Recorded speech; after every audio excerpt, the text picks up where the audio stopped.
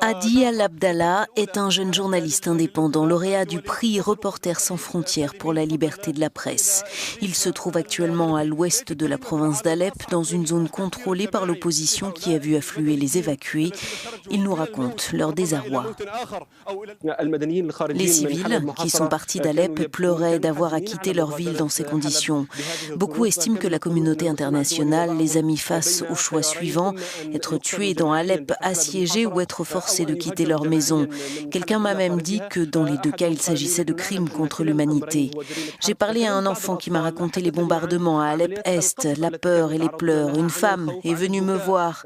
Elle a pleuré devant la caméra et m'a dit qu'elle n'avait pas de nouvelles de son frère depuis hier et qu'elle ne savait pas ce qui lui était arrivé.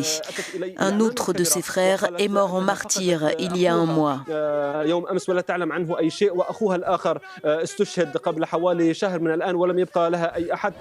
Le jeune journaliste raconte aussi l'interception d'un convoi d'évacués à la sortie d'Alep par des milices chiites qui soutiennent le régime syrien. Le 8e convoi était censé arriver cet après-midi dans la partie ouest de la province d'Alep où je me trouve. Mais nous avons été surpris d'entendre qu'une barrière avait été érigée par les milices iraniennes et le Hezbollah pour empêcher le convoi d'aller plus loin. Ils ont placé des chars devant le convoi et ont commencé à tirer en l'air.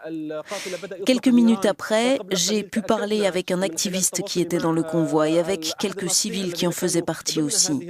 Ils m'ont dit que les miliciens iraniens leur avaient ordonné de faire demi-tour, de repartir vers Alep-Est. Et cela s'est produit après l'arrestation de 10 personnes et l'exécution de 3 d'entre elles devant les gens du convoi.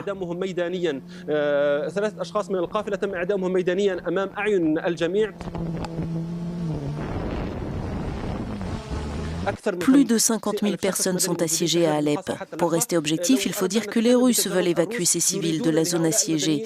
Mais ils ne contrôlent pas les milices iraniennes qui sont présentes dans la région.